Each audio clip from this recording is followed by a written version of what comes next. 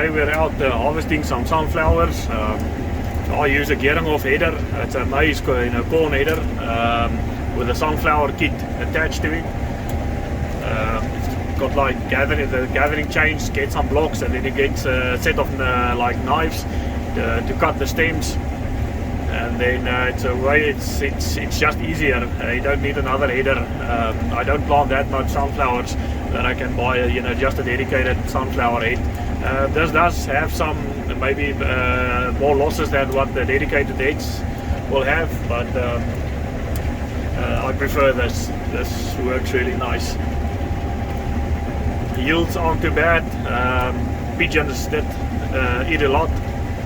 Some of them still sitting around. Sample is nice and clean. I do put in all the filler plates on the, I blank off all of the